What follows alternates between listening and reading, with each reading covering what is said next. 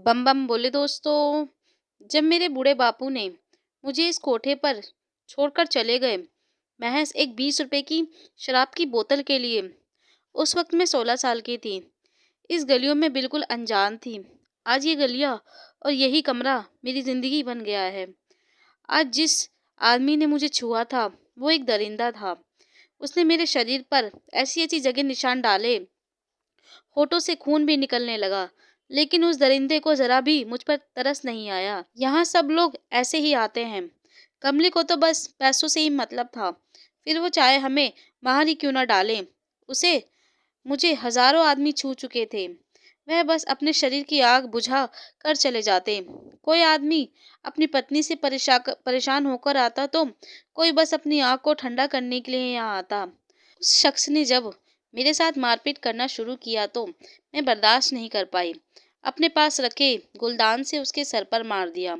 वह जख्मी होकर और मुझ पर बिगड़ने लगा। मैंने तुरंत अपने कमरे का दरवाजा खोला और उसे बाहर धकेल दिया। कमली ने जब ये सब देखा तो बोली, तुझे ज्यादा ही परेशानी हो रही है। यह मेरा सबसे महंगा ग्राहक है। जो करना है वो करने दे। अगर तूने उसके साथ कुछ किया तो अच्छा नहीं होगा। मैंने कमली को साफ मना कर दिया। कमली ने मेरे शरीर से खून निकलते भी नहीं देखा। उसे तो बस पैसों और ग्राहक को खुश रखना होता था। आज उसने मुझे बाहर भेजने की सजा सुना दी। मैंने उससे कहा भी था मैं आज इस हालत में नहीं हूँ जो बाहर जा सकूं, लेकिन वह नहीं मानी। मैं हार कर लड़खड़ाते हुए अपने कमरे में आ गई और अपनी माता रानी के सामने हाथ जोड़ने लगी। क्यों भला कोई हमें इंसान नहीं समझता। इतना सब होने के बाद भी कमली मुझे बाहर भेज रही है। वह लोग अपनी पूरी वसूली करते हैं। इतना इतना देते नहीं जितना निकलवा लेते हैं। और जब मन भर जाता है तो अपने दोस्तों से भी करने के लिए कह देते हैं। अब तो मुझे अपने इस शरीर से ही नफरत होने लगी है। क्यों सब इसे बस नोचने के लिए ही तैयार रहते हैं। मैंने जैसे तैसे अपने आप को मनाया और कमली के पास चली गई। मैंने उससे नशे की गोली मांगी, क्योंकि घर में तो फिर भी थोड़ा सुकून होता है। पर जब भी मैं किसी के साथ बाहर जाती हूँ तो वह मुझे पूरा तार तार कर देते हैं। मुझे दर्द होने का एहसास ना हो, इसलिए मैं जब भी बाहर जाती हूँ तो नशे की गोली या इंजेक्शन लेकर जाती हूँ, ताकि जो कुछ भी बाहर मेरे साथ हो मुझे कुछ भी याद ना रहे। मैंने दवाई ली और कमली ने मुझे मेरे ग्राहक से मिलवा दिया। वह एक हट्टा कट्टा नौजवान था। मैं उसके पास लड़खड़ाते हुए गई और उसकी गाड़ी में बैठ गई। उसने गाड़ी में मेरा नाम पूछा। मैंने कहा, अजनबी हूँ आपके लिए। वैसे भी आप मेरा नाम जानकर क्या करोगे। आप तो खुद मुझे अपने काम के लिए लेकर जा रहे हो, और जब अपनी प्यास बुझा लोगे तो वापस मुझे मेरे यहाँ छोड़ देंगे। फिर यह हमदर्दी नहीं। उसने एक होटल के सामने अपनी गाड़ी रोकी और भागते हुए मेरी तरफ का गेट खोलने आया। आज पहली बार किसी ने मुझे इतनी इज्जत दी थी। फिर एक रूम के होटल में लेकर चला गया। वह देखने में कोई नौछपरी या गुंडा मवाली नहीं था, बल्कि एक डिसेंट आदमी था। मैं जब रूम में पहुंची गई तो उससे तुरंत काम करने के लिए कह दिया। अपना काम करो और मुझे वापस मेरे घर छोड़ दो। उसने मुस्कुराते हुए कहा, इतनी भी क्या जल्दी है। तुम फ्रेश हो जाओ, मैं अभी आता हूँ। मैंने जब कमरे में चारों ओर देखा तो मुझे किताबों और पर्चों के अलावा कुछ और नहीं दिखा। मुझे बहुत नींद आ रही थी, लेकिन मैं सोना नहीं चाहती थी, क्योंकि मुझे अभी और काम करना था। मैं पहले से ही तैयार होकर निकली थी, इसलिए बस उसका ही इंतजार कर रही थी। वह जैसे ही बाहर निकला तो किसी राजकुमार से कम नहीं लग रहा था। उसने मुझे कुछ पीने के लिए पूछा। पहले लगा दारू या शराब मंगवाएगा, लेकिन उसने तो मेरे नशा उतारने के लिए शिकंजी मंगवाई। मैंने कहा, अच्छा तो तुम एक लड़की को तड़पते हुए देखना चाहते हो, तभी तो तुमने मेरे लिए यह शिकंजी मंगवाई है। वह कहने लगा, नहीं, मुझे तुम्हारे होशो हवास में बात करनी है। उस शिकंजी को पीकर मेरा नशा उतर गया और बोला, तुम्हारा नाम क्या है। मेरा नाम किरण है। और तुम जल्दी से जिस काम के लिए मुझे यहाँ खरीद कर लाए हो वह सब कर लो और मुझे मेरे वापस घर छोड़ आओ।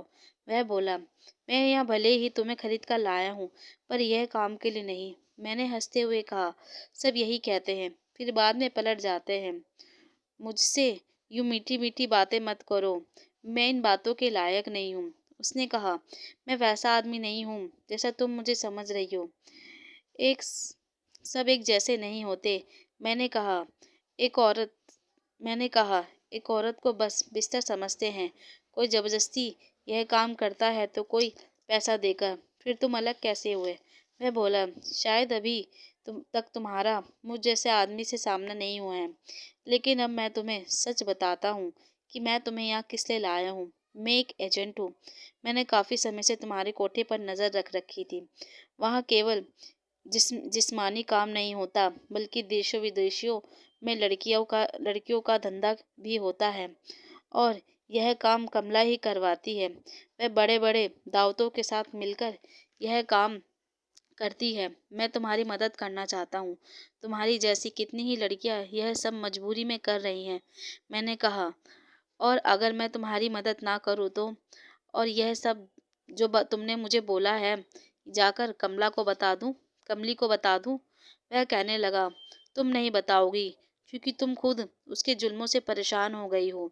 ल- कितनी ही लड़कियां आज तक मारी जा चुकी होंगी। अभी हाल ही में एक खबर और मिली है कि अगले हफ्ते वह फिर से लड़कियों को बाहर भेजने वाली है। तुम भी शामिल हो, और उसी बीच एक आदमी भी तुम्हें लेने के लिए आएगा। हमें बस उसी को पकड़ना है। अगर तुम चाहो तो एक बार मुझ पर यकीन करके तो देखो, मुझ पे भरोसा तो करो। मैं इस काम से परेशान तो वैसे भी हो गई थी। अब मुझे यहाँ से बाहर निकलने की एक रोशनी दिखी थी। मैंने फौरन उसकी मदद के लिए हाँ कर दी। उसने मुझे झुमके दिए और कहा, इसमें एक ट्रांसमीटर है। अगर तुम्हें इस हफ्ते में कोई भी गड़बड़ दिखी या कोई अनजान लोग दिखे तो बस इसे दबा देना। हमें यह सिग्नल मिल जाएगा। उसने मुझे झुमके छुपा कर रखने के लिए कह दिया, किसी को भी मुझ पर शक न हो। फिर वह मुझे आराम करने के लिए अलग कमरे में चला गया। आज बड़े मददों के बाद मैंने अपनी नींद पूरी की थी। फिर सुबह होते ही वह वापस मुझे छोड़ आया। उसने कमला को एक सप्ताह के लिए मुझे उसके साथ रोज जाने के लिए कह दिया। कोई और मुझे हाथ न लगाए, इसलिए उसने इतनी बड़ी रकम दी थी कि कमला मना ही नहीं कर पाई। उसी वक्त से मैं चौकन्नी होकर रहने लगी। कमला ने कमला कमली के आसपास घूमती रही। रोज शाम को उसकी गाड़ी मुझे लेने के लिए आती और मैं चली जाती। वह हर रोज मेरे लिए कुछ न कुछ बनाता अपने हाथों से। मुझे वह दिन अच्छे लगने लगे थे। आज आखिरी दिन था सप्ताह का। मैं तैयार होकर जाने लगी, तभी कमला ने मुझे जाने से मना कर दिया।